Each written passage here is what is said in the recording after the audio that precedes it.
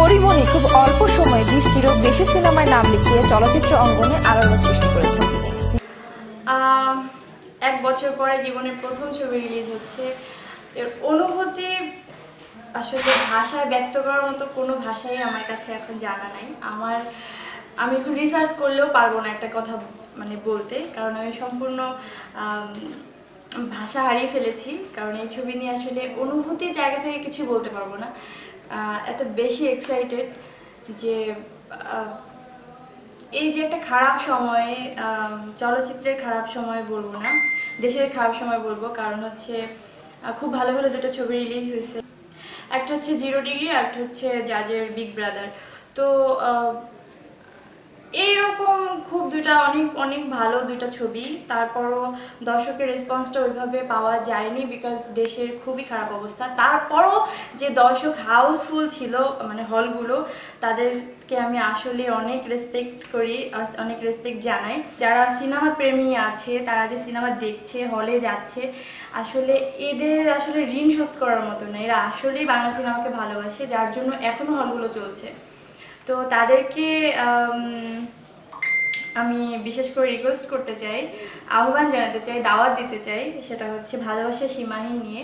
আমার first film হচ্ছে ভালোবাসা সীমাহীন। ভালোবাসা সীমাহীন, এই জীবন সীমাহীন নয় তো,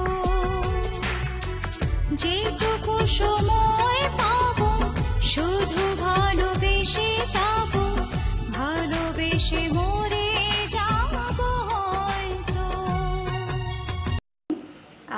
তখন আমি এই যে আজকের পরিমণি, 1 বছর পরের পরিমণি, এই পরিটা না তখনকার সময় পরিটা ছিল না, টোটালি ভিন্ন একটা পরি ছিল, যে কিনা একদম সিরিয়াস ছিল না কাজের ব্যাপারে। খুবই পেইনফুল একটা মানুষ ছিল। ডিরেক্টরকে আমি খুবই পেইন দিচ্ছি এই ছবিতে, বিকজ আমি ওই যে বললাম একদমই সিরিয়াস ছিলাম না। তখন আসলে কিছুই জানতাম না, লাইট সম্পর্কে কোনো ধারণা ছিল না, ক্যামেরা লেন্স সম্পর্কে না, ক্যামেরা অ্যাঙ্গেল সম্পর্কে না, ডায়লগ কীভাবে ডেলিভারি দিতে হয় জানতাম না, কোনো কিছু সম্পর্কে কোনো আইডিয়া ছিল না, একদম কাদা একটা মাটি ছিলাম। তো সেইখান থেকে ডিরেক্টর শাহ আলম মণ্ডল, তারও এটা প্রথম ছবি, সেখান থেকে আমাকে যে আজকে পরি তৈরি করার পেছনে কিন্তু তার অবদানটাই বেশি।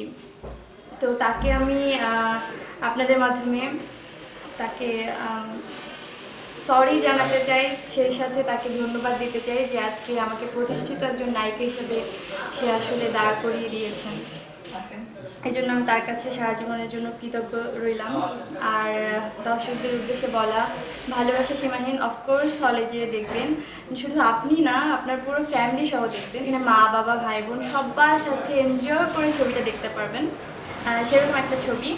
আর টোটালি মৌলিক একটা গল্পের ছবি, যেখানে দর্শক এক ফ্রেমেও কোথাও খুঁজে পাবেন না যে এটা নকল করা হয়েছে, এটা ওখান থেকে নেওয়া হয়েছে। টোটাল মৌলিক একটা স্ক্রিপ্ট, সম্পূর্ণ মৌলিক গল্প বলবো।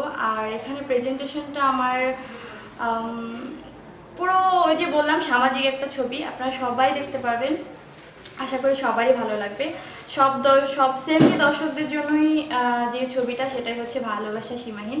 আমি তো খুবই আশাবাদী, আর আমার এই আশাটাকে আপনারা নিশ্চয়ই নিরাশ করবেন না, এটা আমার বিশ্বাস। আপনারা প্লিজ হলে যাবেন, হলে যেয়ে ছবিটা দেখবেন, আর আমার জন্য বেশি বেশি দোয়া করবেন। ভালোবাসা সীমাহীন, এই জীবন